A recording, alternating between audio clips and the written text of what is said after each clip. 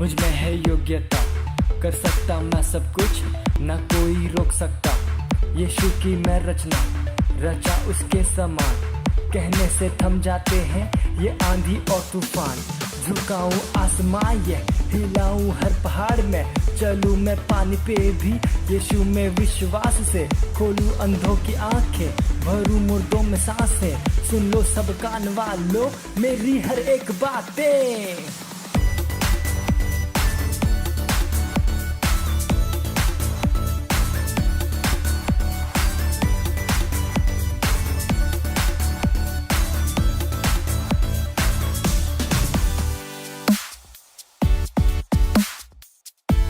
Hallelujah, praise Lord. ये समय है प्रार्थना का। अपने हाथों को स्वर की तरफ उठाएंगे, हम प्रार्थना करेंगे। ओ शाखराली ब्रहोजा खराली खरेली जामा खरशो करो, ली खरेली ब्रहोजा खराली खरेली जामा खरशो करो, ला खराली जामा खरा ला खराली जामा खरशो करो। ओ शाखराली जामा खरा, ओ शाखराली जामा खरशो करो, ली खरेली जामा खरा। ओ शाखराली ब्रहोजा खराली खरेली जामा खराली खरेली जामा खरा। ओ शाखराली ब्रहोजा खराली खरेली जामा खरा। ओ शाखराली ब्रहोजा खराली खरेली जामा खरा शोकरो। ओ राजा मा खराली खरेली जामा खरा। ओ शाखराली जामा खरा। ओ राखराली जामा खरा शोकरो ली जामा खरा। ओ शाखराली जामा खरा शोकरो ली ब्रहोजा खरा। हालेलुया। आज का हमारा पहला प्रेयर पॉइंट है। हम प्रार्थना कर रहे हैं टीनेजर्स के लिए, उनकी सुरक्षा के लिए। वो बुरे और दुष्ट लोगों से बचे हुए हैं। यीशु मसीह के नाम में आमीन। प्रार्थना कीजिए कि जैसे ही हम भारत के टीनेजर्स तक पहुंच रहे हैं, वे सब यीशु को अपने प्रभु और स्वामी के रूप में ग्रहण कर रहे हैं। यीशु के नाम में हम प्रार्थना करेंगे। ओ शाखराली ब्रहोजा खराली खरेली जामा खरा शोकरो, ली खरेली जामा खरा शोकरो ला ब्रहोजा खरा, ली खरेली जामा खरा शाखराली ब्रहोजा खरा। ओ राजामा खराली खरेली जामा खरा शोकरो, ओ राखराली जामा खराली खरे शोकरो ला ब्रहोजा खरा, ली खरेली जामा खरा शोकरो। ओ शाखराली ब्रहोजा खराली खरेली जामा खरा। ओ शाखराली ब्रहोजा खराली खरेली जामा खरा। ओ शाखराली ब्रहोजा खरा, ली खरेली जामा खरा शोकरो ला ब्रहोजा खरा। ओ राजामा खराली खरेली जामा खरा शोकरो। ओ शाखराली ब्रहोजा खरा, ली खरेली जामा खरा शोकरो ली ब्रहोजा खरा। ओ राखराली जामा खराली ब्रहोजा खरा। ओ शाखराली ब्रहोजा खरा, ली खरेली जामा खरा शोकरो ली ब्रहोजा खरा, ली खरेली ब्रहोजा खरा ला खराली जामा खरा। ओ राजामा खरा शोकरो, ओ राखराली जामा खराली ब्रहोजा खरा। ओ शाखराली ब्रहोजा खरा, ली खरेली जामा खरा। ओ शाखराली ब्रहोजा खरा, ली खरेली जामा खरा शोकरो ली ब्रहोजा खरा, ली खरेली ब्रहोजा खरा, ली खरेली जामा खरा। ओ शाखराली ब्रहोजा खरा, ओ राजामा खराली ब्रहोजा खराली खरेली जामा खरा। ओ शाखराली जामा खराली जामा खरा। ओ शाखराली ब्रहोजा खराली ब्रहोजा खरा। ओ राखराली ब्रहोजा खराली खरेली जामा खरा शोकरो।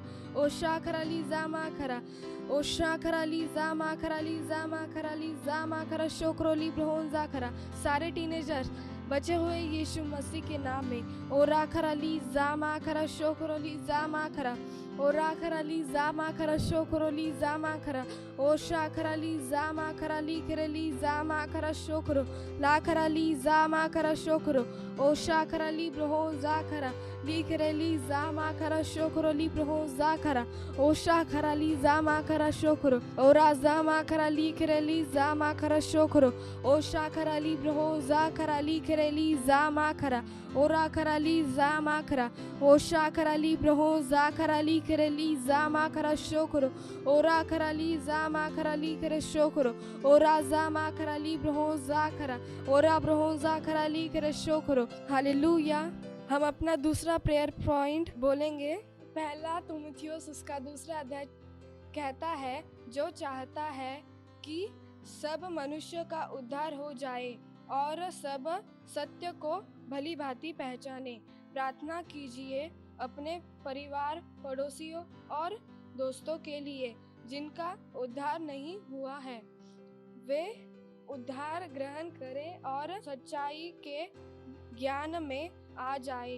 प्रार्थना कीजिए कि वे यीशु को उनके प्रभु और उद्धारकर्ता के रूप में ग्रहण करें। हम प्रार्थना करेंगे।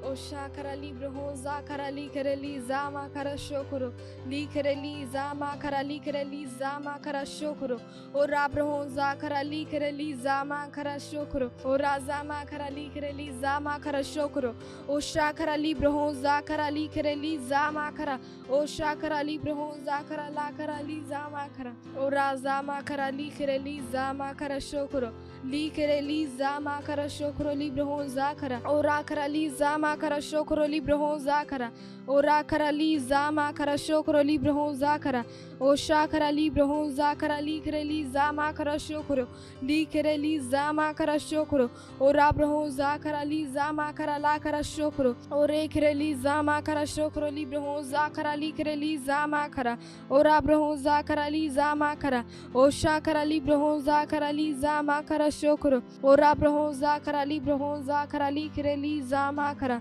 ओ रा खराली जा मा खरा शोकरो ओ रा खराली ब्रहो जा खराली करेली जा मा खरा शोकरो ओ रा जा मा खरा शोकरो ओ रा ब्रहो जा खराली जा मा खरा शोकरो ली ब्रहो जा खरा ओ रा खराली जा मा खरा शोकरो ली ब्रहो जा खरा ओ रा खराली जा मा खरा ली करेली जा मा खरा शोकरो ली जा मा खरा ओ रा जा मा खरा शोकरो ली जा मा खरा ओ रा जा मा खरा शोकरो ली ब्रहो जा खरा शे करेली जा मा खरा शोकरो ओ रा ब्रहो जा खरा ली करेली ब्रहो जा खरा ली करे शोकरो ओ रा खराली ब्रहो जा खरा ली करे शोकरो ली ब्रहो जा खरा ओ रा खराली जा मा खरा शोकरो ओ शा खराली ब्रहो जा खराली ब्रहो जा खरा ओ रा खराली जा मा खरा शोकरो ली ब्रहो जा खरा ओ रा जा मा खराली ब्रहो जा खरा ओ शा खराली जा मा खरा ओ रा ब्रहो जा खराली जा मा खरा शोकरो ओ रा जा मा खराली जा मा खरा शोकरो ली ब्रहो जा खरा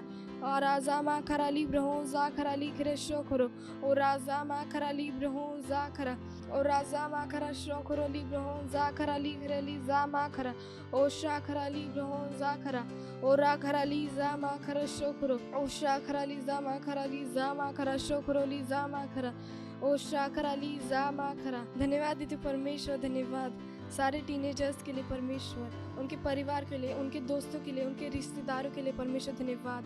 वो शैतान के हर एक चालों से, हर एक योजनाओं से बचे हुए यीशु के नाम में धन्यवाद देते परमेश्वर। मैं इस प्रार्थना को यीशु मसीह के नाम में मानती हूँ, आमेन।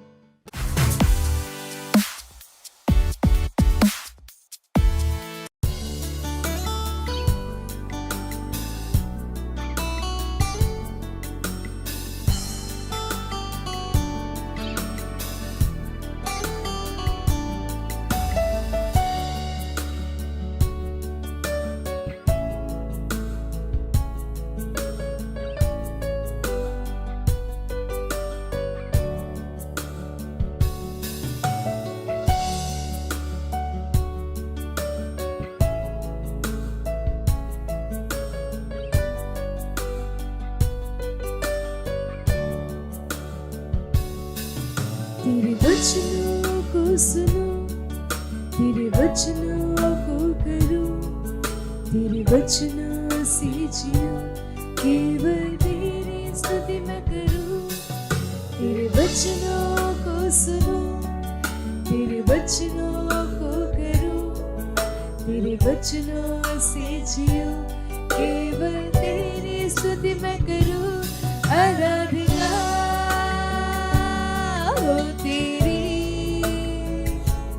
आराधना हो तेरी, आराधना हो तेरी, आराधना हो तेरी। तेरा वचन है रोशनी, है मेरे पैरों की ज्योति। तेरा वचन है जिंदगी, इसमें ही मेरी हर खुशी। तेरा वचन है रोशनी, है मेरी पैरों की ज्योति। तेरा वचन है जिंदगी, इसमें ही मेरी हर खुशी। सुनो आवाज तेरी मेरे यीशु मसीह, तुझसे न है और कोई।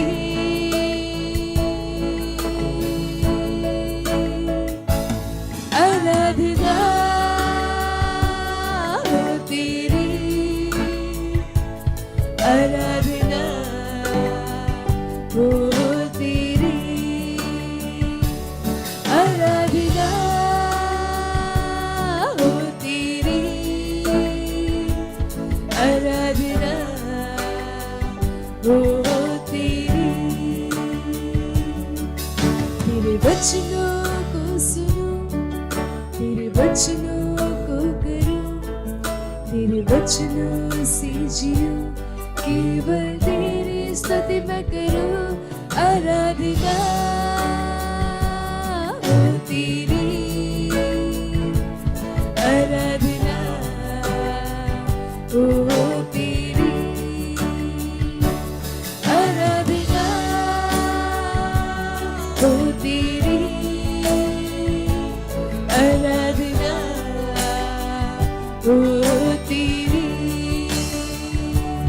आराधना हो तेरी, आराधना हो तेरी।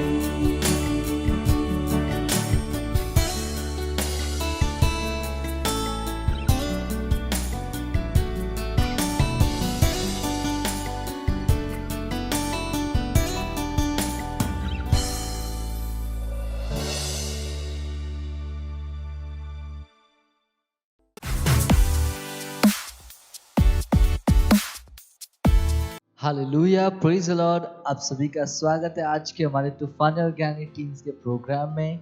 और ये समय है टीवो का, और आज का संदेश है पास्टर क्रिस की ओर से, स्वाभाविक मत बनो। Praise the Lord, hallelujah. और आज का संदेश है पास्टर क्रिस की ओर से, स्वाभाविक मत बनो। प्रेज द लॉर्ड, अर्थात वचन के द्वारा खोजो कि मसीह आप में वास्तव में कौन है। हालेलुया। वचन लिया गया है रोमियो उसका 12वां अध्याय 2 वचन कहता है, इस संसार के सदृश न बनो, परंतु तुम्हारे दिमाग के नए हो जाने से तुम्हारा चाल चलन भी बदलता जाए, जिससे तुम परमेश्वर की भली और भावती और सिद्ध इच्छा अनुभव से मालूम करते रहो। Praise the Lord, hallelujah. चलिए कुछ बात करते हैं। जब मसीहा आएगा तब लोगों पर उसे प्रकट करने के लिए भविष्यवक्ता मलाकी के द्वारा इज़राइल के लोगों को एक भविष्यवाणी दी गई थी। मसीहा के आने से पहले एलिया को आना था। मलाकी उसका 4 अध्याय 5 से 6 वचन कहता है, इसलिए जब प्रभु यीशु आया तब शास्त्रियों ने यीशु के मसीहा होने की बात का खंडन करने के लिए इस भविष्यवाणी का इस्तेमाल किया। वे स्वाभाविक थे और उनके पास गलत विचार था। इसके द्वारा उलझन में पड़कर चेले पतरस, याकूब और यूहन्ना, जिन्होंने बाद में परिवर्तन के पर्वत पर एलिया को प्रभु से बात करते देखा, चेलों ने पूछा, फिर शास्त्री क्यों कहते हैं कि एलिया का पहले आना अवश्य है। मत्ती उसका 17वां अध्याय 10वां वचन। Praise the Lord. एलिया आ चुका था, लेकिन शास्त्री इस बात को नहीं जानते थे, क्योंकि वे वचन को स्वाभाविक रूप से और शारीरिक दशा में देख रहे थे। ऐसे बहुत से मसीही हैं जो आज उन शास्त्रियों की तरह हैं, जो भी बनने और पाने का वे सपना देखते हैं, आशा करते हैं और अपने सारे संघर्ष के साथ प्रार्थना करते हैं। उन सब बातों की परमेश्वर ने उनके लिए योजना बनाई है। वे पहले से ही है और उनके पास वह है, लेकिन वे इस बात को नहीं जानते। Hallelujah, praise the Lord. यही कारण है कि आपको अपने आप से परमेश्वर के वचन को जानना पड़ेगा, क्योंकि उसका वचन आपके दिमाग को एक नया बनाता है और आपको प्रकाशमान करता है, और ये जानने के लिए कि मसीह में आपकी पहचान और उत्तराधिकार क्या है। हालेलुया, मसीह आप में है और आप मसीह में हैं, और कुछ भी इससे अधिक महान या बेहतर नहीं हो सकता। इस बात को पूरी तरह से जान लो कि जैसा वह है वैसे ही आप इस विश्व में हैं। Praise the Lord. पहला यूहन्ना उसका 4 अध्याय 17वां वचन कहता है। Praise the Lord, hallelujah. आप उसकी सत्यनिष्ठा है, सभी सिद्ध वस्तुओं का प्रत्यक्षीकरण, जो कि उसके स्वभाव, उसकी भलाई, दयालुता, प्रेम, दीनता और श्रेष्ठता के साथ नियमित है, और केवल पवित्र शास्त्र के द्वारा और परमेश्वर के आत्मा के द्वारा आप खोजते हैं कि परमेश्वर ने आपको मसीह में क्या बना दिया है और प्रदान किया है। Hallelujah, praise the Lord. आप और गहराई में जानने के लिए पढ़ सकते हैं पहला कुरिन्थियों उसका 3 अध्याय 21 से 22 वचन, और पत्रस उसका 1 अध्याय 3 वचन, और रोमियो उसका 8वां अध्याय 17वां वचन पढ़ सकते हैं। Praise the Lord. और ये समय घोषणा का, तो मेरे पीछे घोषणा कर सकते हैं, अपने हाथों को उठाकर अपने आंखों को बंद कर सकते हैं और मेरे पीछे घोषणा कीजिए। जीवन और भक्ति के लिए मुझे जिस किसी वस्तु की आवश्यकता है परमेश्वर ने मुझे दी है। मैं शारीरिक रीति से देखना अस्वीकार करता हूं, मैं संघर्ष नहीं करता और मैं चिंता नहीं करता। सुसमाचार का हर प्रावधान कानूनी रूप से और आवश्यक रूप से अभी मेरा अधिकार है। सुसमाचार की पूर्ण आशीषों में मैं मेरे उत्तराधिकार में चलता हूं। यीशु के नाम में आमीन, हालेलुया। आप दैनिक बाइबल अध्ययन योजना कर सकते हैं। आप 1 वर्षीय बाइबल अध्ययन योजना में पढ़ सकते हैं मत्ती उसका 2 अध्याय और उत्पत्ति उसका 3 से 5वां अध्याय। Praise the Lord. और 2 वर्षीय बाइबल अध्ययन योजना में आप पढ़ सकते हैं मत्ती उसका 1 अध्याय 15 से 25 वचन और उत्पत्ति उसका 2 अध्याय। हालेलुया। और आज का हमारा एक्शन पॉइंट है, इन वचनों को पढ़ने के द्वारा अपने दिमाग को नया बनाने के लिए समय निकालो। और वचन है रोमियो उसका 8वां अध्याय 1 से 17 वचन, कुलोसियो उसका 1 अध्याय 12 से 27 वचन, और इफिसियो उसका 13 से 14 अध्याय। Hallelujah, praise the Lord. और जुड़े रहिए हमारे साथ, आपके लिए और भी बेहतर चीजें आने वाली।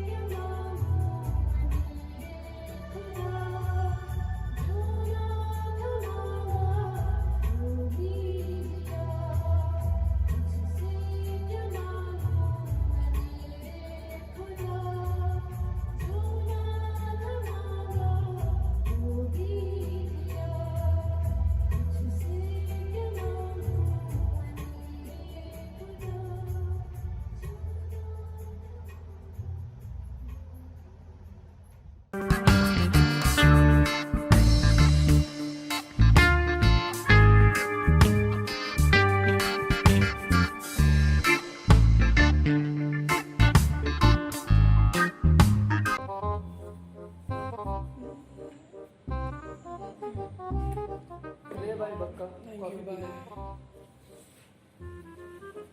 दोपहर के 1 बजे आपका गुड मॉर्निंग हो रहा है। आपको लेट सोया था यार। भाई तो कोई सिस्टम क्यों नहीं बना लेता अपनी लाइफ में? क्या सिस्टम? लाइक 1 बजे उठने का कोई टाइम है? फिर आपको लेट सो तो लेट उठा और क्या रोज रोज यही होता है। कभी कभी तो सुबह का उगता हुआ सूरज देख लिया अगर, उसमें क्या यूट्यूब पे वीडियो चला के भी देख लूँगा। भाई पक्का मैं कहता हूँ ना कि तू आज से रैप्सोडी ऑफ रियलिटीज पढ़ा कर। रैप्सोडी ऑफ रियलिटी क्यों? भाई रैप्सोडी ऑफ रियलिटीज जो है ना, वो तेरे दिन को तैयार करेगी तेरे लिए और तुझको तैयार करेगी दिन के लिए। मेरा एक्सपीरियंस है इसके साथ, इसके लिए मैं तेरे को बता रहा हूँ। पहले ना बहुत प्रॉब्लम होती थी कामों को करने में, ये मेरा पर्सनल एक्सपीरियंस है। लेकिन जब से पास्टर ने कहा कि रैप्सोडी ऑफ रियलिटीज को पढ़ो, वो दिन को तुम्हारे लिए तैयार करेगी, मैंने मन बनाया कि मैं पढ़ना शुरू करूँगा और मैंने पढ़ना चालू किया। और मैंने ऑब्ज़र्व किया है कि जो मेरा काम है ना, मतलब बीच में रुकावटें जो आती थी अब वो नहीं आती है। और मेरे काम में ना स्मूथनेस मुझे फील हो रहा है अभी, कि मतलब मेरा काम स्मूथ भी हो रहा है। जैसे वचन कहता है ना कि जब आप बाइबल के वचन को पढ़ते हो तो आपके जीवन में अनुग्रह बढ़ता है। तो रैप्सोडी ऑफ रियलिटीज हमारे जीवन में अनुग्रह को लाता है। तो ये मैंने देखा है, ऑब्जर्व किया, वही मैं तुझे सजेस्ट करता हूँ कि भाई तू भी पढ़ा कर, तेरे को भी ना अपने अंदर काफ़ी चेंजेस मिलेगा। तो भाई मुझे वो रैप्सोडी ऑफ रियलिटी मिलेगी कैसे? एक बात सिंपल है, रैप्सोडी ऑफ रियलिटीज को लेने के लिए हमारे स्क्रीन पे जो डिटेल्स आ रहे हैं आप उस पर संपर्क कर सकते हो। सेकेंड थिंग, हमारा जो Christ embassy India first flight app है, वहाँ पर भी आपको रैप्सोडी ऑफ रियलिटीज मिल सकती है। आप गूगल प्ले स्टोर पर जाकर डाउनलोड कर सकते हो। इसका नाम Christ embassy India first flight, Christ embassy India first flight app. Details screen पे आ रही है, आप उसे देख सकते हैं। आप उसको प्ले स्टोर से भी डाउनलोड कर सकते हैं। अब भाई वहाँ पे ना तुझे ऑडियो फॉर्मेट में मिलेगा, PDF फॉर्मेट में मिलेगा, टेक्स्ट फॉर्मेट में मिलेगा। हाँ, और बेस्ट थिंग तीसरा, अगर तुझे हार्ड कॉपी चाहिए, जैसे किसी किसी की आदत होती है ना कि बुक से लेके पढ़ना मुझे फील चाहिए, तो तू उसको भी ऑर्डर कर सकता है। नीचे जो नंबर स्क्रीन पे दिए गए हैं उस पर कॉन्टैक्ट करके भाई पढ़, तेरा लाइफ ना एकदम स्मूथ और बोलते ना बहुत स्मूथ चलने वाला है, कोई प्रॉब्लम नहीं आने वाली। ओके, तो मैं कहूँगा कि तू इसको आज ही ऑर्डर कर या आज ही इंस्टॉल कर ले अपने फ़ोन में। ठीक है भाई।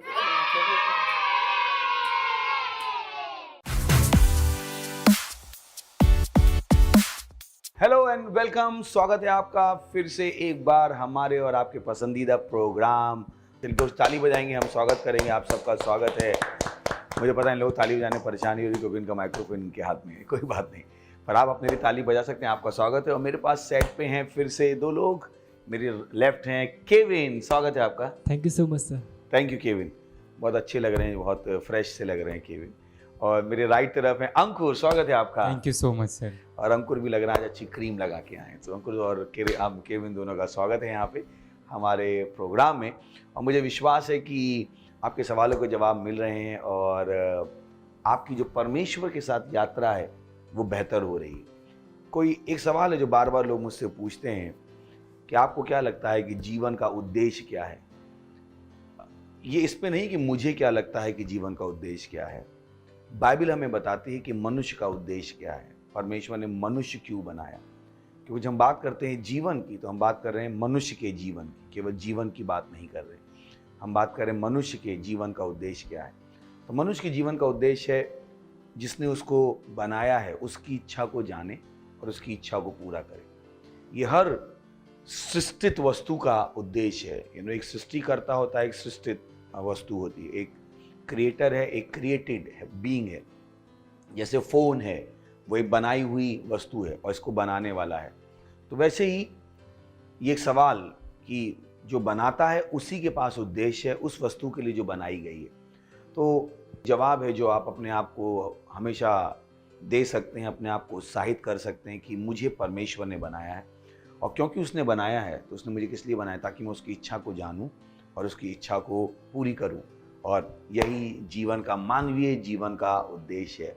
तो चलिए हम आपके सवालों को शुरू करने वाले हैं, और मुझे विश्वास है पवित्र आत्मा की सामर्थ्य के द्वारा हम आपके सवालों को जवाब दे पाएंगे। चलिए एक छोटी सी प्रार्थना करते हैं। धन्यवाद देते हैं परमेश्वर फिर से एक बारी मौका देने के लिए कि हम यहाँ पर हैं।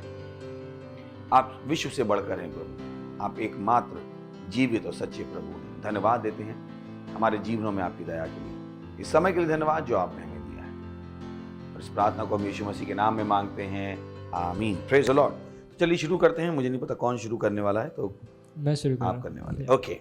तो आज का हमारा सबसे पहला सवाल है वो है कि किसी प्रोग्राम के बाद जब लोगों से फीडबैक लिया जाता है तो लोग कहते हैं मैंने यह सीखा है और अब से मैं यह करूँगी या यह नहीं करूँगी, लेकिन वो कुछ करते नहीं हैं।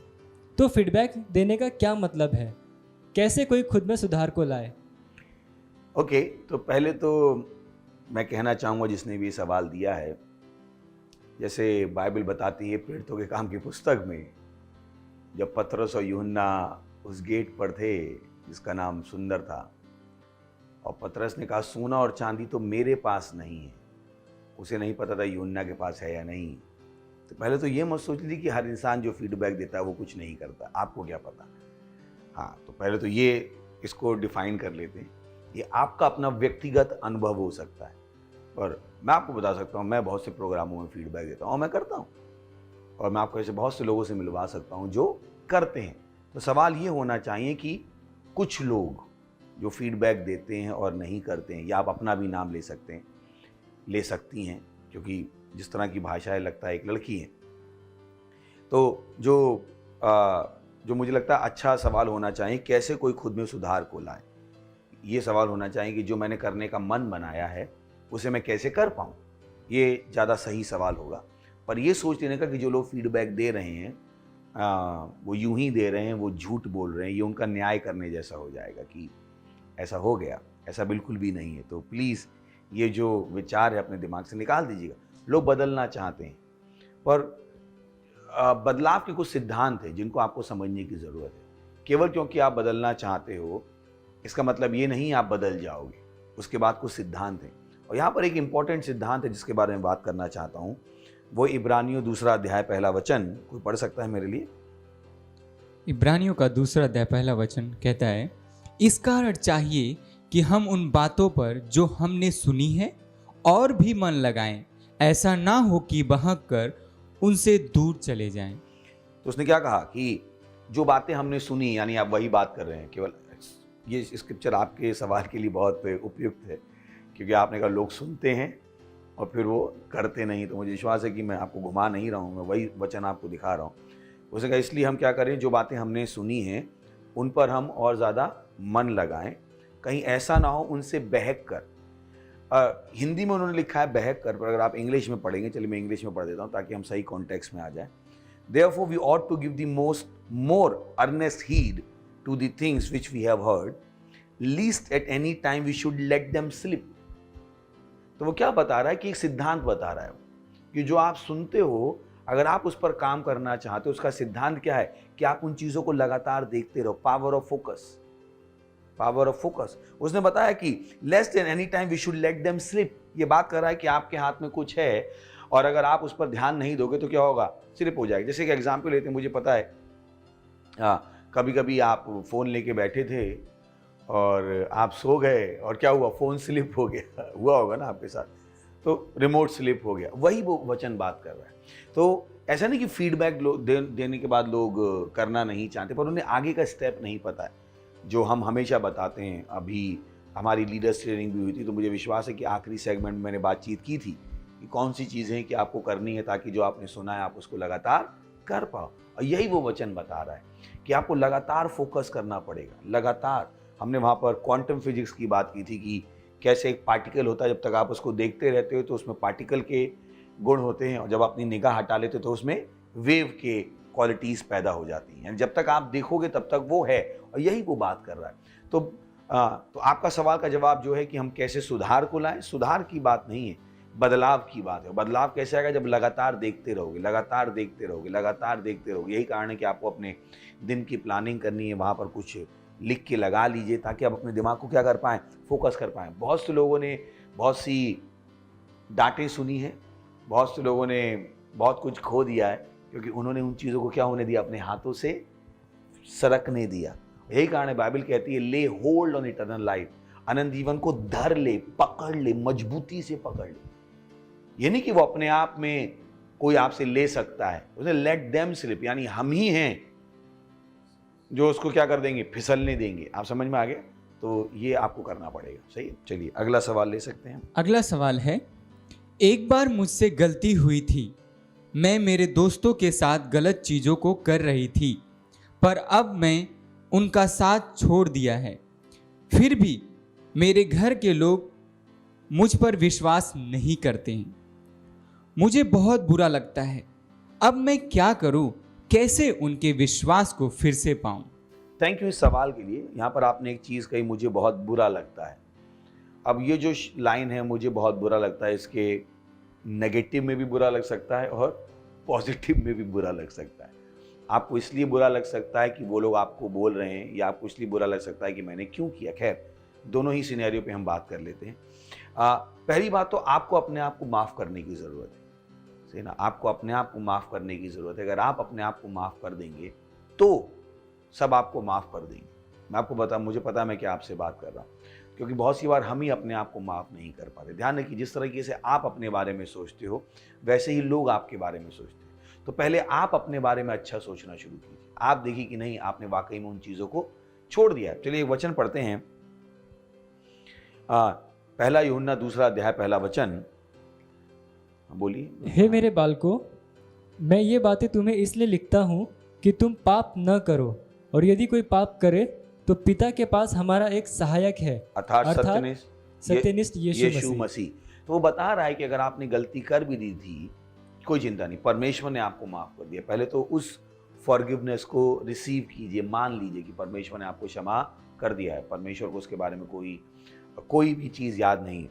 पर जब बात आती घर वालों की, घर वाले इसलिए भी शायद टेढ़ा मुंह बनाते हों क्योंकि उनकी भी जिम्मेदारी थी कि आप सही जगह पे चलो, तो उन्हें जानबूझ के भी वो ऐसा माहौल क्रिएट करना पड़ता है। क्योंकि अभी बच्चे होते हैं जो उनको लगता है कि अरे सब सही है, मैं दोबारा गलती करके आ सकता हूँ, तो वो शायद जानबूझ के उस तरह का माहौल बनाने की कोशिश कर रहे हैं।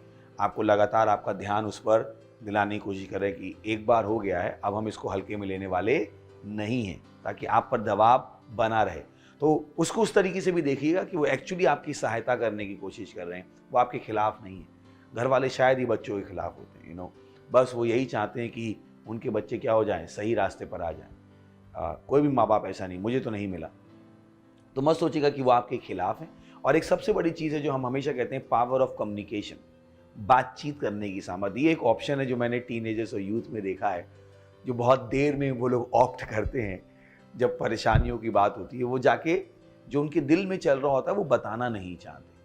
ये एक बहुत बड़ी परेशानी होती है बच्चों में या टीनेजर में या यूथ में। उनको लगता है कि नहीं, सामने वाला समझेगा, पर ऐसा नहीं होता है कभी कभी। तो जाइए बैठ के बात कीजिए कि मम्मी पापा दोस्तों से बात कीजिए कि मुझे ऐसा लग रहा है, मुझे आपकी सहायता की ज़रूरत है, मैं वाकई में बदल गया हूँ।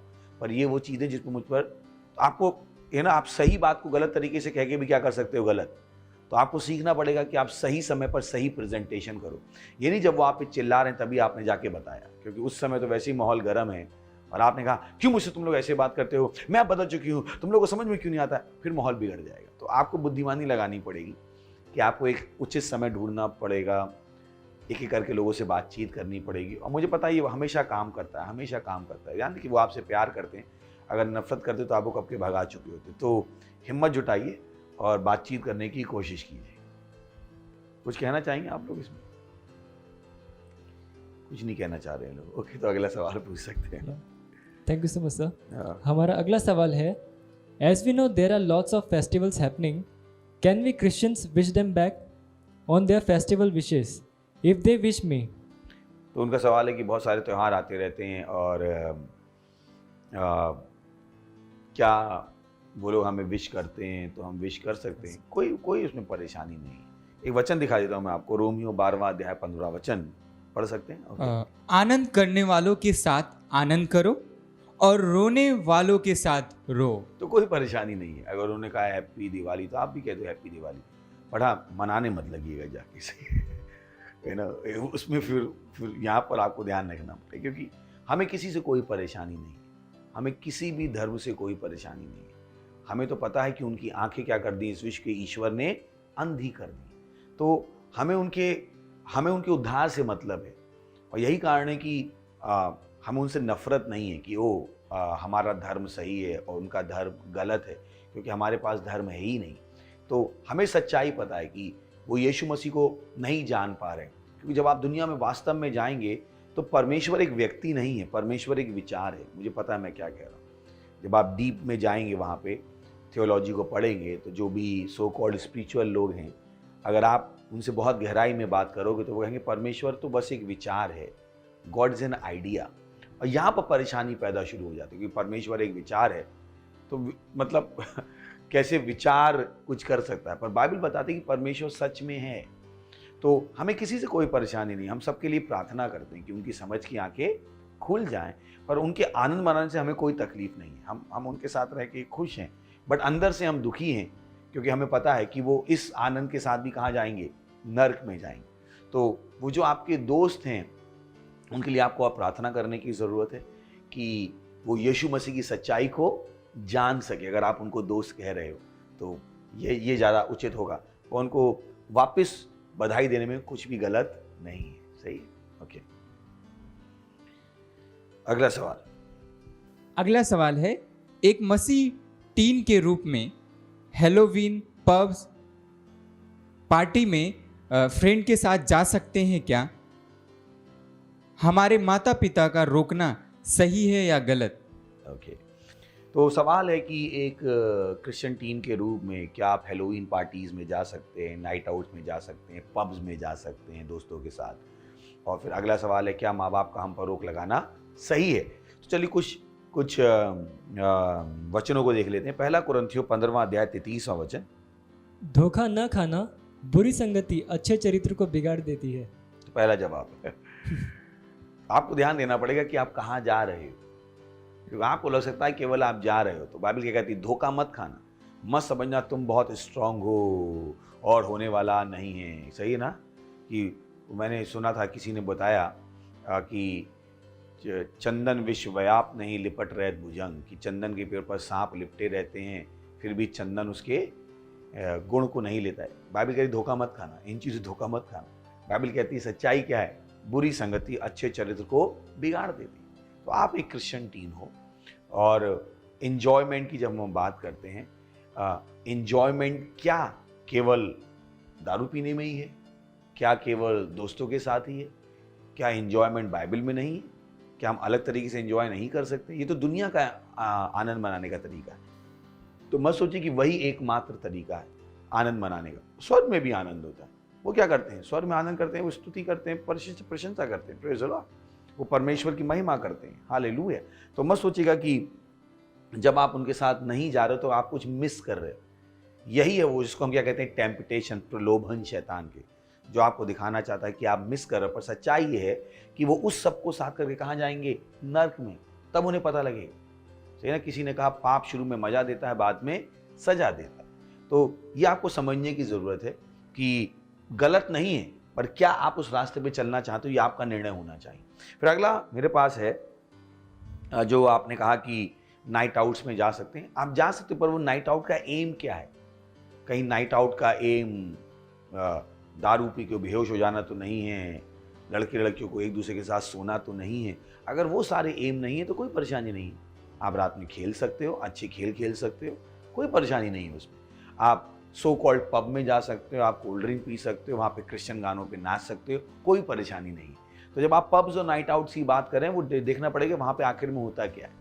कि मुझे जो पता है, पब्स और नाइट आउट में फिर ड्रग्स की लतें लगती हैं, लोग आपको पुश करते हैं, फिर वहाँ पे ड्रिंक को स्पाइक करते हैं, और ये सारी चीज़ें फिर वहाँ पे होना शुरू हो जाती। तो आपको देखना पड़ेगा कि आप वाकई में करना चाहते हो या नहीं करना चाहते हो। जैसा आपने कहा, अगर आप क्रिश्चियन टीन हो, मुझे नहीं लगता कि आप इन चीज़ों को करना चाहते हो, क्योंकि हमारी बाइबल इन चीज़ों को प्रोत्साहित नहीं करती। इनफैक्ट कोई भी विश्वास इसको प्रोत्साहित नहीं करता कि जाके दारू पी के मस्त हो जाओ और 4 लड़कियों के साथ हो जाओ, 4 लड़कियों के साथ हो जाओ। ये तो शैतान के तौर तरीके हैं जो लोगों ने जीवन के तरीकों में ढाल लिए हैं।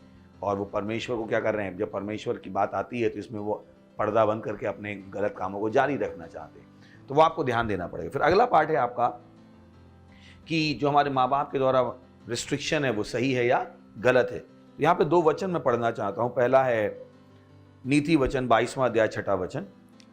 लड़के को उसी मार्ग की शिक्षा दें जिसमें उसको चलना चाहिए, और वह बुढ़ापे में भी उससे ना हटेगा। तो आप देख सकते हैं, अगर माँ बाप इस रोल को नहीं करेंगे तो परमेश्वर उनसे जवाब पूछे। बाइबल बता रही है यहाँ पे कि उसको उस मार्ग की शिक्षा दे जिसमें उसे चलना चाहिए, यानी परमेश्वर की ओर से एक मार्ग बनाया गया है। तो वो रिस्ट्रिक्शन नहीं लगा रहे, पहले तो उसको रिस्ट्रिक्शन देखना बंद कर दी। हम अच्छी चीज़ों को भी रिस्ट्रिक्शन देखते हैं। कभी आप ट्रेन में बैठे और ट्रेन किस पे चलती है, पटरियों पे, क्या ये ट्रेन के लिए रिस्ट्रिक्शन है या ट्रेन की सेफ्टी के लिए? किसके लिए? सेफ्टी। तो ट्रेन के लिए रिस्ट्रिक्शन है क्या? No sir. तो ट्रेन का ही नहीं, मैं रिस्ट्रिक्शन में हूं, मैं पटरी पे ना चल के सड़क पे चलूंगी तो खत्म हो जाएगी ट्रेन। तो पहले तो उसको रिस्ट्रिक्शन की तरह देखना बंद कर दीजिए, उसको नेगेटिविटी में देखना बंद कर दीजिए, उसको अनुशासन की तरह देखना बंद कर दीजिए। ये एक रास्ता है, ट्रेन को जैसे पटरी पे चलना है ताकि क्या कर सके, ट्रेन अपने गंतव्य तक पहुंच सके, दूसरों को भी क्या ले जा सके, अपने डेस्टिनेशन तक ले जा सके। ये वो चीज़ें समाज हमें नहीं बताता, हमने उनको गलत शब्दों के द्वारा परिभाषित करना शुरू कर दिया। हमने उसको डिसिप्लिन देखना शुरू कर दिया है, उसको हमने रिस्ट्रिक्शन देखना शुरू कर दिया है। अगर हम उसको सही रास्ते पर चलने का तरीका की तरह लेंगे तो मुझे लगता है आपको उसमें परेशानी हो जाए। ट्रेन को अगर आप और कहाँ चलाना चाहो, प्लेन को आप कहाँ चलाना चाहोगे, हवाई पट्टी पे कि खेत में? नहीं चल सकता। तो उसको रिस्ट्रिक्शन की तरह देखना बंद कर दी। बाइबल कहती है लड़के को उसी मार्ग की शिक्षा दे जिसमें उसको चलना चाहिए। तो हमारे भी चलने के लिए एक रास्ता, पर बहुतों को ये नहीं पता। जैसे ट्रेन के चलने के लिए पटरी है, प्लेन के चलने के लिए, उड़ने के लिए हवा है, और जब वो लैंड करता है तो क्या है, हवाई पट्टी है। बस के चलने के लिए सड़क है, जहाज के चलने के लिए पानी है। वैसे हमारे चलने के लिए भी एक रास्ता है। आपको क्यों लगता है कि हमारे चलने के लिए रास्ता नहीं होगा? अगर ट्रेन के चलने के लिए रास्ता है तो मनुष्य के चलने के लिए भी एक रास्ता है। Praise the Lord. तो वो रिस्ट्रिक्शन कैसे हो गया? Praise the Lord. फिर अगला वचन है, तो देख सकते हैं वो बुढ़ापे में भी ना हटेगा, यानी जब वो बड़ा हो जाएगा। तो माँ बाप को ये पता है, परमेश्वर ने बुद्धि दी है उनको। यही कारण माँ बाप को पता है जब तक बच्चा छोटा है तभी तक उसको सही रास्ता दिखाया जा सकता है। तो उनको पता है अपना रोल, वो अपने रोल का निर्वाह कर रहे हैं। वो आपसे नफरत नहीं करते, वो आपको कंट्रोल करना नहीं चाहते। अगला यहाँ पे एक और वचन है, नीति वचन 22वां अध्याय 15वां वचन। लड़के के मन में मूढ़ता की गांठ बंधी रहती है, परंतु अनुशासन की छड़ी के द्वारा वह खोलकर उससे दूर की जाती है। माँ बाप को ये भी पता है कि जो बच्चा पैदा होता है उसके अंदर मूर्खता की गांठ बंधी होती है। गांठ, पता है ना, वो पल्लू में गांठ बांधते हैं। तो बाइबल कहती है कूट कूट की भरी होती है। तो जब बच्चे पैदा होते हैं उनके अंदर मूर्खता कूट कूट की भरी होती है। यही कारण कि वो सुसु करते हैं, अपनी सुसु वो चाट रहे होते हैं। फिर उनके अंदर मूर्खता की क्या है कुछ। मैं एक बच्चे को देख रहा था, वो उसने अपना चिप्स लिया, चिप्स को उसने मिट्टी में डाला और वहीं से उठा के खा रहा है। बच्चों में मूर्खता की बातें घुस घुस के भरी होती। तो वो रिस्ट्रिक्शन नहीं है, वो आपको बच्चे से क्या बना रहे हैं, वयस्क बना रहे हैं। क्योंकि उन्हें पता जब आप पैदा हुए तो आपके अंदर क्या क्या है। आप समझ रहे हैं ना, ये चीज़ें हैं उसके अंदर। जैसे आपने गाड़ी भी खरीदी, अगर आपने एक नई कार खरीदी है तो आपको बताते हैं कि शुरू में 1 दिन या 2-4 महीने इतनी स्पीड से ज़्यादा उसको मत ले जाना, क्योंकि अभी तक क्या हुआ है, इंजन पूरी तरह से खुला नहीं। उन्हें भी पता है, मुझे पता है ये सारी चीज़ें आपको पता हैं जो मैं आपसे कह रहा हूँ। तो उसको रिस्ट्रिक्शन मत देखिए, उसको क्या देखिए, आपके चलने का तरीका है। और वो अनुशासन भी है। तो किस लिए अनुशासन है? ताकि आपके अंदर जिस मूर्खता के साथ आप पैदा हुए थे, वो मूर्खता आपके अंदर से क्या कर सके, वो निकाल सके। चलिए अगला सवाल। हमारा अगला सवाल है, what happens when anyone is having a relationship with other religion person? सवाल है कि जब एक व्यक्ति के दूसरे धर्म के व्यक्ति, मैंने कहा ना कि पहले तो धर्म शब्द निकालना बहुत ही यहाँ पे टिपिकल हो जाएगा। तो यहाँ पर एक कह सकते हैं सवाल ये होना चाहिए, अगर वो सवाल होगा तो मैं जवाब दे सकता हूँ। क्योंकि धर्म की बात आती है तो सारे धर्म एक हैं, कोई भी अच्छा नहीं है, कोई भी बुरा नहीं है, सब एक ही कैटेगरी में। क्योंकि किसी भी धर्म में परमेश्वर नहीं है। Praise the Lord. तो आप इससे मिलो उससे मिलो, कोई फर्क नहीं पड़ता, सब एक जैसे ही हैं। सब सिखाते हैं पर करते नहीं, क्योंकि उसमें परमेश्वर नहीं है। परमेश्वर उनके लिए क्या है, विचार है। मसीहत धर्म नहीं है। पर अगर आपका सवाल यह है कि अगर एक मसीह गैर मसीह के साथ, तो धर्म का शब्द मत इस्तेमाल कीजिए, क्योंकि हमारे पास धर्म नहीं है, फिर वहां से कंट्रोवर्सी शुरू हो जाती है। तो अगर यहाँ पे सवाल यह है कि एक मसीह का गैर मसीह के साथ संबंध रखना, और मुझे पता है जब आप इस संबंध की बात कर रहे हैं तो आप इंटीमेट संबंध की बात कर रहे हैं। ये तो हमारे दोस्त होते हैं, कोई परेशानी नहीं है, सही ना। पर जब आप बात कर रहे हैं संबंध की, तो मुझे विश्वास है आप शादी की बात कर रहे हैं, या एक बहुत गहरे पार्टनरशिप की बात कर रहे हैं, बिजनेस की बात कर रहे हैं, जहाँ पर मुझे लगता है तब मैं जवाब दे सकता हूँ। पर अगर कैजुअल है, हमारा सबके साथ संबंध है, सही है ना, ऐसी कोई परेशानी नहीं। पर अगर हाँ, अगर आप पूछना चाहते हैं मसीह का गैर मसीह के साथ शादी करना सही है, उसके साथ एक गहरा संबंध रखना सही है, तो मैं उसका जवाब दे सकता हूँ।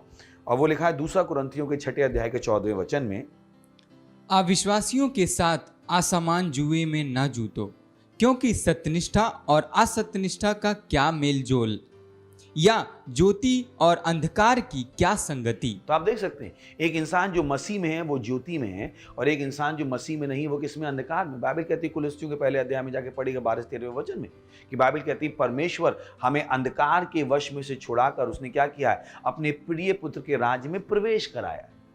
तो एक मसीह कहाँ है, ज्योति में है, और एक गैर विश्वासी अविश्वासी कहाँ पे, अंधकार में। सिंपल। तो वो बता रहा है कि इस संबंध की कोई जरूरत नहीं है। चलिए अगला सवाल।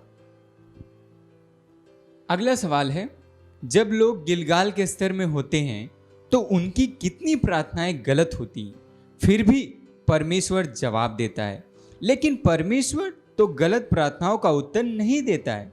तो जब लोग गिलगाल के स्तर में होते हैं तो परमेश्वर उनकी प्रार्थना का उत्तर कैसे दे देता है? ओके, मुझे विश्वास है कि अगर आपने वो सीरीज सुनी है पूरी, तो हमने आगे भी उसमें सिखाया है। तो मैं कहूँगा वेट कीजिए, नहीं तो उस सीरीज़ को रीविजिट कर लीजिए। हमने बताया कि क्यों देता है। जैसे स्तर की बात है, अभी हम बात कर रहे हैं बच्चों के स्तर की बात है, किशोर के स्तर की बात है, वयस्कता के स्तर की बात है, पिता। बाइबल में अलग अलग तरह के लोगों के लिए अलग अलग बातें लिखी गई हैं।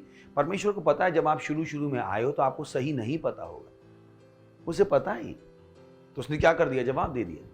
और इनफैक्ट अगर मैं उसको कहूँ, जो प्रार्थनाएं आप कर रहे होते हो वो ऑलरेडी जवाब हुई प्रार्थनाएं होती, क्योंकि जब आप गिलगाल में होते हो तो आप कहते प्रभु रोटी दे दे, प्रभु कपड़ा दे दे। ये तो ऑलरेडी आपके क्या है, प्रोविजन का भाग है, आपकी विरासत का भाग है। आप समझ रहे हैं ना, कि मुझे नहीं पता इससे ज़्यादा कुछ प्रार्थनाएं करते हैं बच्चे केवल मांगते रहते हैं। बच्चों का हमें मुझे ये दे दो, मुझे ये दे दो, मुझे ये दे दो, ताकि वो अपनी शरीर की इच्छाओं क्या कर सकें, पूरा कर सकें। रोटी कपड़ा और मकान, उनसे सारा वो मांगते भी नहीं। तो आपको समझना पड़ेगा कि गिलगाल के स्तर में होता क्या है। और मुझे विश्वास है अगर आप उस सीरीज़ को सुनेंगे तो आपको और स्पष्ट हो जाएगा कि कैसे, क्यों दे देता है। इनफैक्ट वो प्रोविजन परमेश्वर ने पहले ही कर दिया होता है। तो जिसको हम कह रहे हैं उत्तर आया है, वो एक्चुअली पहले ही उत्तर आ चुका है। समझ में आ रहा है आपको? और अगर नहीं भी है तो भी परमेश्वर को पता है कि ये अभी सही नहीं कर पाएंगे। आप समझ गए ना? तो जैसे अभी बाइबल बात करती है कैसे मूसा से जब दूसरी बार पानी निकलने की बात थी तो परमेश्वर ने क्या कहा कि बोल, पर मूसा ने क्या किया, मार दिया। ये बताता है परमेश्वर कितना प्रेमी है, परमेश्वर कितना हमारी बातों का सम्मान करता है। बट हमें फिर भी क्या करना है, सही रास्ते को सीखते रहना है। चलिए यहाँ पे मुझे कुछ कहना है कि जब मैं वचन में शुरू में सीख रहा था तो उस वक्त मैं बाइक मांगा करता था। तो इनका जवाब है यहाँ पे, तो उस वक्त मुझे तो बाइक चलाने भी नहीं आती थी, तो मुझे बाइक नहीं मिला। मैंने परमेश्वर से बाइक मांगी बट मुझे नहीं मिला। बट उसी जगह पे मैंने गिटार मांगा तो मुझे मिला। तो हम कह सकते हैं कि जो हमारे लिए सही होता है वो परमेश्वर हमें देता है, और जो हमारे लिए सही नहीं होगा वो पिता हमें कभी नहीं देगा। बाइबल कहती है अगर तुम्हारा बच्चा तुमसे सांप मांगे तो क्या तुम उसको दे दोगे? नहीं दोगे। तो गिलगाल के स्तर में ये सारी चीज़ें भी होती हैं। मुझे विश्वास है हम आपके सवाल का जवाब दे पाएँ। ओके, अगला सवाल। हमारा अगला सवाल है, I like God but I feel bored to read Bible and don't understand it. But my pastor says read Bible, read Bible. सवाल है कि मैं परमेश्वर से पसंद करता हूँ मेरे ख्याल से तो प्रेम होना चाहिए। खैर आपका सवाल है तो मैं आपके सवाल से पूछ देता हूँ। और मैं उसको पढ़ने में बोर हो जाता हूँ and I don't understand it. तो मुझे आपकी परेशानी समझ में आ रही है। आपकी परेशानी बाइबल पढ़ना नहीं है, आपकी परेशानी बोर होना नहीं है, आपकी परेशानी कि आपको समझ में नहीं आती। अगर समझ में आ जाएगी तो बोर भी नहीं होंगे, और जब समझ में आ जाएगा तो परमेश्वर का ये जो लाइक लिखा है वो लव हो जाएगा। मुझे पता है मैं क्या कह रहा हूँ। तो आपको ये समझने की जरूरत है। मैं एक वचन पढ़ देता हूँ, लूका 8वां अध्याय 10वां वचन। ओके, उसने कहा, तुमको परमेश्वर के राज के भेदों की समझ दी गई है और औरों को दृष्टांतों में सुनाया जाता है, इसलिए कि वे देखते हुए भी ना देखें और सुनते हुए भी ना समझें। तो ये आपकी परेशानी है, सही है ना, जो आपने सही से कही वहाँ पर कि मुझे समझ में नहीं आती। अगर समझ में आ जाएगी तो बाइबल से बड़ा खजाना कोई नहीं। I love my Bible. वास्तव में जब हम वो गाना गाते हैं ना, बाइबल एक खजाना है, काश मैं पूरी दुनिया को बता पाऊँ कि बाइबल कितना बड़ा खजाना है। बाइबल में बहुत कुछ है, बहुत कुछ। आप कुछ भी सीख सकते हो बाइबल से, कुछ भी अच्छी चीज़ सीख सकते हो। तो ये आपको जानना पड़ेगा कि जब आप बाइबल पढ़ने बैठे तो प्रार्थना कीजिए। अगर पवित्र आत्मा आपकी सहायता नहीं करेगा तो आप बाइबल को नहीं समझ पाओगे, जैसा उसने कहा वहाँ कि इसलिए कि वे देखते हुए भी ना देखें और सुनते हुए भी ना समझे। तो बाइबल पढ़ने से पहले प्रार्थना कीजिए, पवित्र आत्मा मेरी सहायता करो, और घोषणा कर सकते कि मेरे पास समझ है, मुझको ये समझ दी गई क्योंकि मैं क्या हूँ, नया जन्मा मसीह। और जब बाइबल आपको समझ में आ जाएगी, ओ बॉय, किसी को आपको बताना नहीं पड़ेगा। अब आप दूसरों को बता रहे होगे बाइबल पढ़ो, बाइबल पढ़ो और बाइबल पढ़ो। और यही कारण है कि आपके पास्टर कहते हैं बाइबल पढ़ो, बाइबल पढ़ो, क्योंकि पास्टर को समझ में आती है, पास्टर को पता है कि इसमें कितना बड़ा खजाना है जो आप खुद ही पा सकते हो जब आप पढ़ लोगे उसको। चलिए अगला सवाल। अगला सवाल है, हम लोग चौल में रहते हैं और हम जब काम के लिए जाते हैं तो लोग हमारे बारे में गलत गलत बोलते हैं, तब हमें क्या करना चाहिए और क्या कैसे लोगों को बोलना चाहिए? ओके, चलिए तो हम पढ़ते हैं वचन, रोमियो 12वां अध्याय 14वां वचन। अपने सताने वालों को आशीष दो, आशीष दो, श्राप न दो। तो बता रहा क्या करो, प्रार्थना करो। प्रार्थना के बहुत सारे लाभ हैं। जब आप प्रार्थना नहीं करते हो तो आपके आसपास का वातावरण आपके खिलाफ उग्र हो जाता है। सुन लीजिए ध्यान से।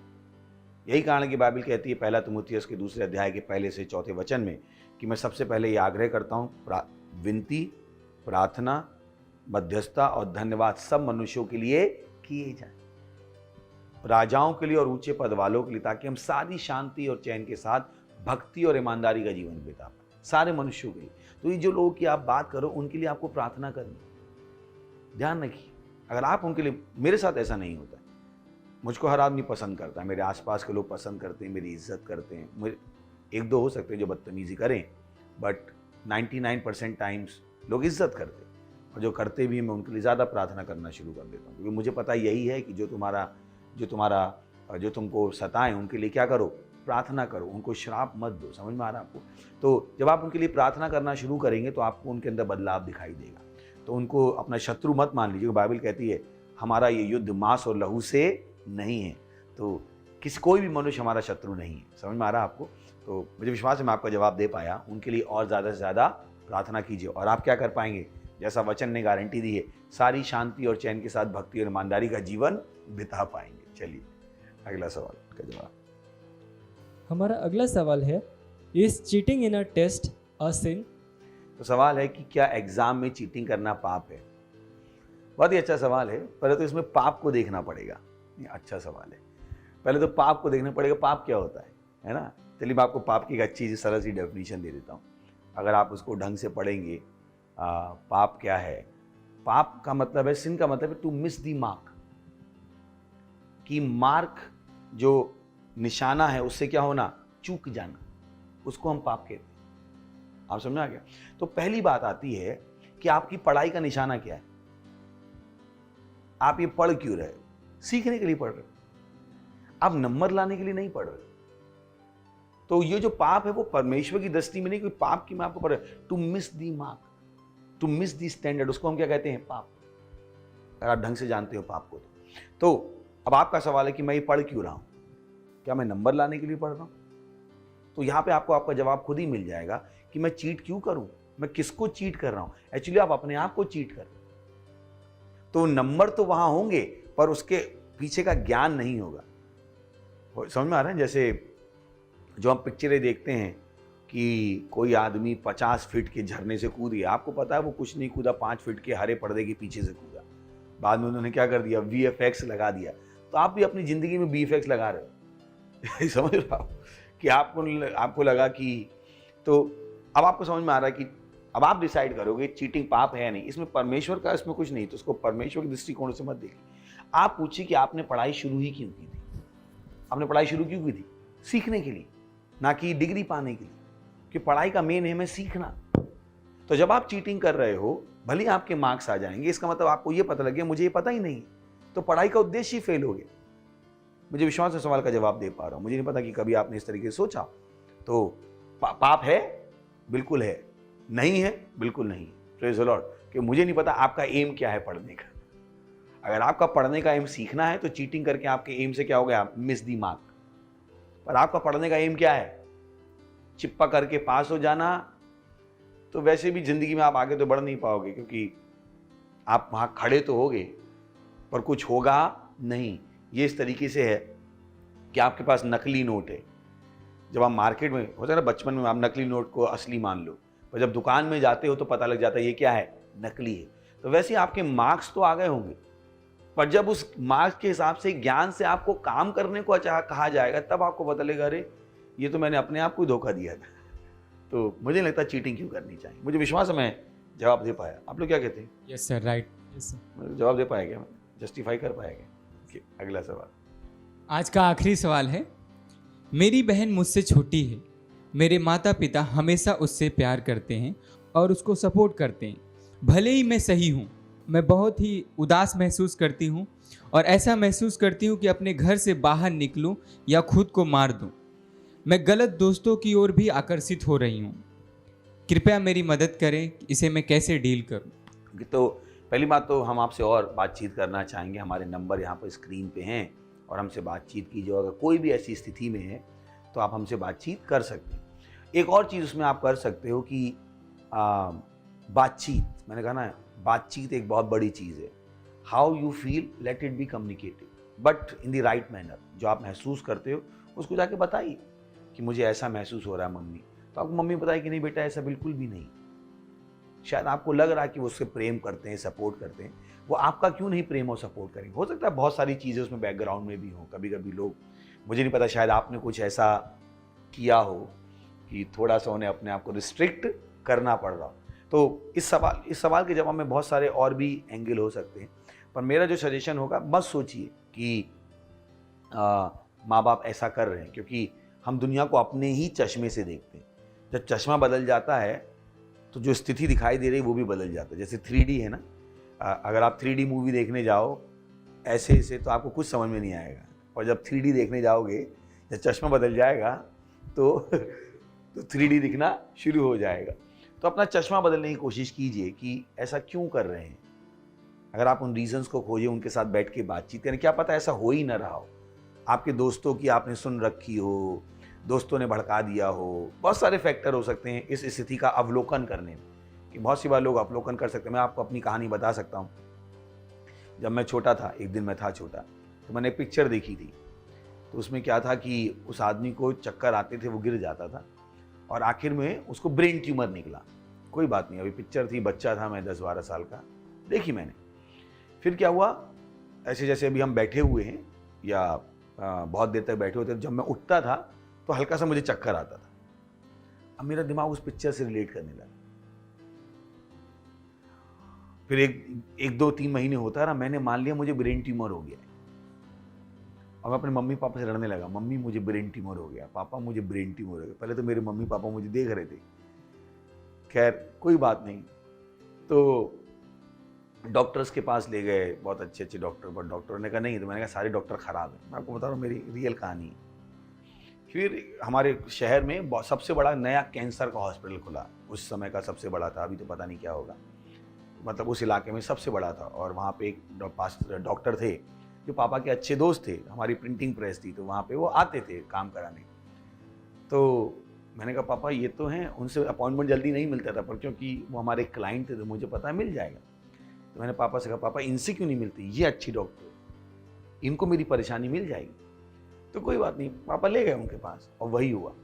डॉक्टर साहब को मेरी परेशानी मिल गई। उन्हें पता लग गया कि मुझे ट्यूमर है और उन्होंने मुझे गोली दी। कोई बात नहीं, मैंने 2 महीने गोली खाई और मैं गया डॉक्टर साहब का थैंक यू कहने। अरे अंकल थैंक यू मुझे बचाने के लिए। बोले इधर बैठ तू कहने, तुझे कोई ट्यूमर नहीं था पहले दिन से, जो मैंने तुझे दिया था वो शुगर कोटेड गोलियां दी थी, समझ में?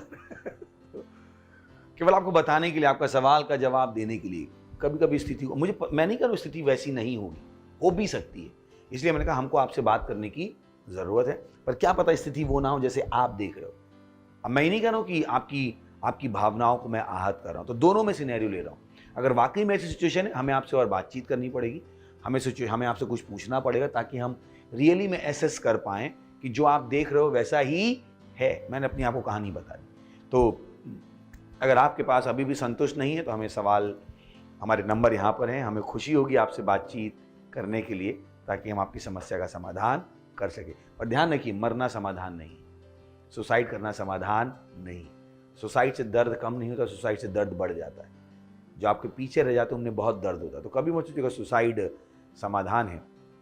सुसाइड एक स्वार्थ का है, परेशानी को सुलझाने की कोशिश करनी। थोड़ा छोटी सी परेशानी और आपने कहा मुझे जीने का नहीं, तो डिप्रेस होने की कोई ज़रूरत नहीं। ध्यान रखिए, जीवन में आशा है।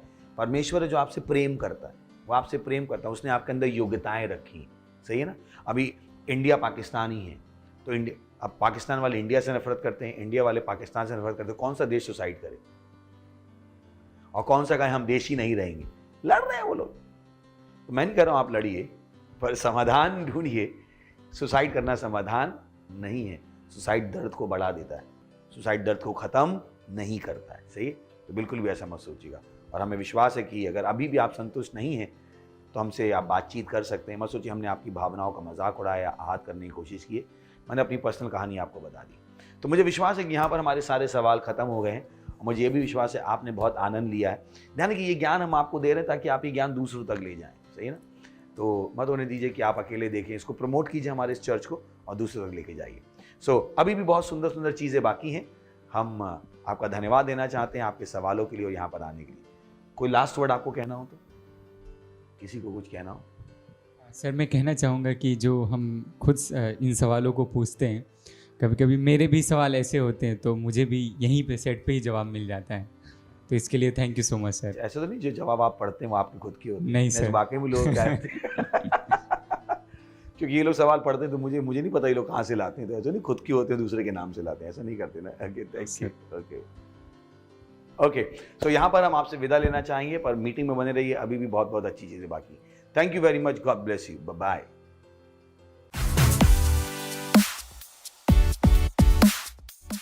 हेलो दोस्तों, स्वागत है आपका इस महत्वपूर्ण सेगमेंट पे। हमारे तूफानी और ज्ञानी दोस्तों का हम स्वागत करते हैं। ध्यान है कि तूफानी होना बहुत अच्छी बात है, पर तूफानी के साथ ज्ञानी होना भी बहुत बड़ी बात है। और ज्ञान आपके पास तब तक नहीं आता है जब तक यीशु मसीह आपके पास नहीं आता है। तो आप जो भी हो, आपके अंदर जो टैलेंट है, उसके बाद अगर आप स्वर्ग न जाओ तो उस टैलेंट का कोई फायदा नहीं। ये आपके पास मौका है कि आप स्वर्ग जा सकते हैं, और स्वर्ग जाने के लिए ज़्यादा कुछ करने की ज़रूरत नहीं है। केवल यीशु मसीह को अपने प्रभु और उद्धारकर्ता के रूप में ग्रहण करने की ज़रूरत है। तो आइए मेरे साथ ही प्रार्थना कीजिएगा, अपनी आंखों को बंद कीजिएगा और इस प्रार्थना को अपने मुंह से बोलिएगा, अपने दिल में विश्वास करके, और आप स्वर्ग के अपने रास्ते पर होंगे। प्रार्थना करेंगे, मेरे पीछे बोलिएगा। हे प्यारे पिता, मैं विश्वास करता हूँ यीशु मसीह में, जीवित परमेश्वर के जीवित पुत्र में। मैं विश्वास करता हूँ कि वो क्रूस पर मरा मुझे बचाने के लिए, और परमेश्वर ने उसे तीसरे दिन मरे हुए में से जिंदा किया, और वो सदा के लिए जीवित है। आज मैं बुलाता हूं यीशु मसीह को मेरे जीवन में मेरा प्रभु होने के लिए, मेरा स्वामी होने के लिए। मैं अपने मुंह से घोषणा करता हूं कि यीशु मसीह जीवित परमेश्वर का जीवित पुत्र मेरा प्रभु है, मेरा स्वामी है। मैं बच गया हूं। मैं विश्वास के द्वारा अपने अंदर अनंत जीवन को ग्रहण करता हूं। आज से, अभी से मेरे अंदर मसीह का दिमाग है, मसीह मेरी बुद्धि बन गया है। धन्यवाद प्रभु मुझे बचाने के लिए, यीशु मसीह के नाम में, आमीन। Praise the Lord. अगर आपने ये प्रार्थना की तो मैं आपको बताना चाहता हूँ, परमेश्वर ने आपकी प्रार्थना सुनी है और अब आप स्वर्ग के नागरिक हैं। ग्लोरी, बधाई हो आपको। हमारी डिटेल्स स्क्रीन पर है। हम आपसे सुनना चाहेंगे, आपकी सहायता करना चाहेंगे, ताकि आप इस स्वर्ग के जीवन को जीना सीख सके। Praise the Lord, hallelujah. मैं आपके लिए प्रार्थना करूंगा। इससे पहले हम बाकी सेगमेंट में जाएं, प्रभु प्रार्थना करता हूं हर उस व्यक्ति के लिए, टीनेजर के लिए, यूथ के लिए, माँ बाप के लिए, जिन्होंने अभी अभी यीशु मसीह को अपने प्रभु के रूप में ग्रहण किया। मैं प्रार्थना करता हूँ कि यीशु मसीह का नाम उनके ऊपर सदा के लिए बना रहेगा। शैतान का इनके ऊपर कोई दावा या कब्जा नहीं। हाँ प्रभु, मैंने आशीष देता हूँ आपकी बुद्धि के द्वारा, आपकी आशा के द्वारा, आपके विश्वास के द्वारा, आपके प्रेम के द्वारा और आपके आत्मा के द्वारा, यीशु मसीह के नाम में, आमीन। Thank you very much, God bless you.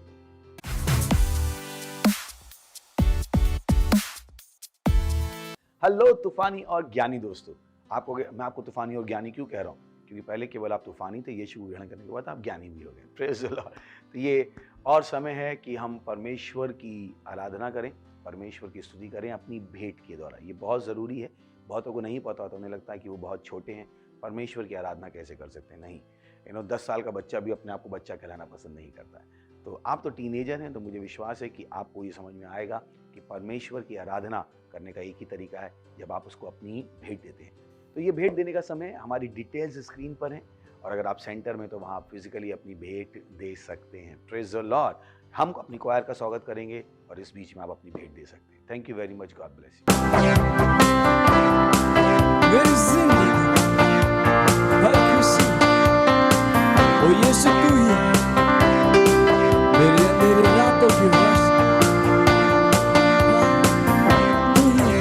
मेरी जिंदगी की हर खुशी तू ही है ए मसीह, अंधेरी रातों की रोशनी तू ही है ए मसीह। मेरी जिंदगी हर खुशी तू ही है ए मसीह, अंधेरी रातों की रोशनी तू ही है ए मसीह। तू मिल गया तो मिट गई है हर कमी, तू मिल गया तो मिल गई है जिंदगी, तू मिल गया तो हर कमी मिल गई है हर कमी। हालेलुया। तू मिल गया तो मिल गई है जिंदगी, यीशु मसीह की हो जय, यीशु मसीह की हो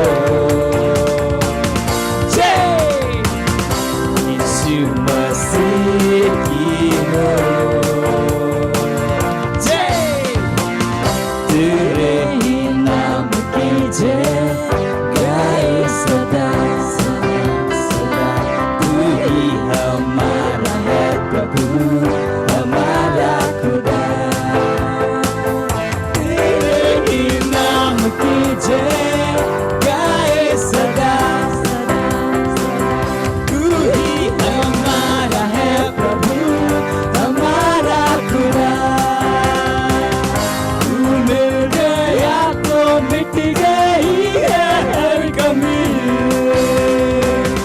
तू मिल गया तो मिल गई है जिंदगी,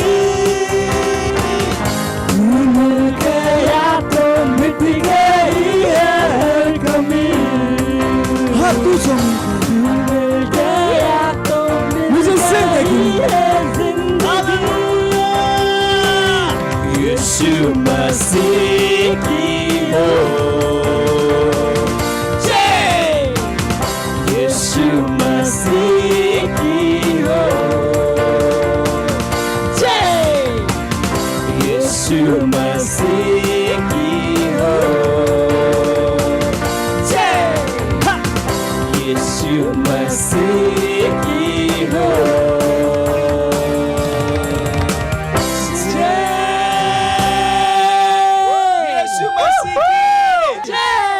वाह वाह वाह, thank you.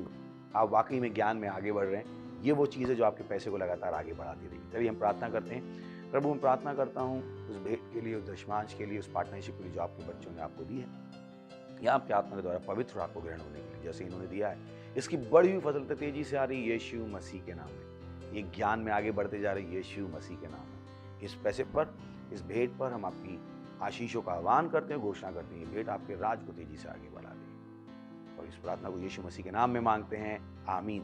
Thank you very much, God bless you. हमें इंतजार रहेगा आपके टैलेंट का। उसके अलावा हमने बहुत सारे और सेगमेंट तैयार किए हैं, आप उसकी भी स्क्रिप्ट बना सकते हैं, हमें भेज सकते हैं, और हमें खुशी होगी आपकी स्क्रिप्ट पे एक्टिंग करने में, और हम आपको क्रेडिट देना चाहेंगे। Thank you very much, God bless you. तूफानी बने रहिए पर ज्ञानी बने रहिए।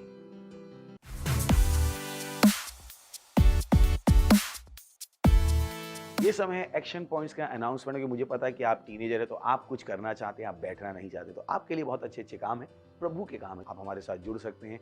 टीवो क्लब्स हमारे चलते हैं, पता कीजिए आप कैसे टीवी क्लब के एक पार्ट बन सकते हैं। अगर आप हमसे दूर हैं तो आप ऑनलाइन भी हमसे जुड़ सकते हैं। अगर सोशल मीडिया में आपका इंटरेस्ट है, आप कुछ करना चाहते हैं सोशल मीडिया में, हमारी सोशल मीडिया टीम है, अपनी डिटेल्स यहाँ पर हमें दे सकते हैं।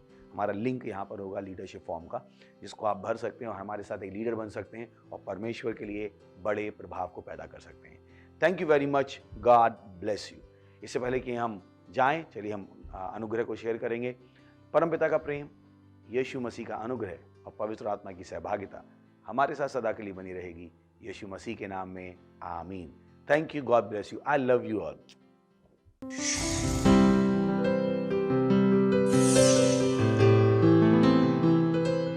Subscribe to our channel, hit the bell icon, like, comment and share. Thank you and God bless you.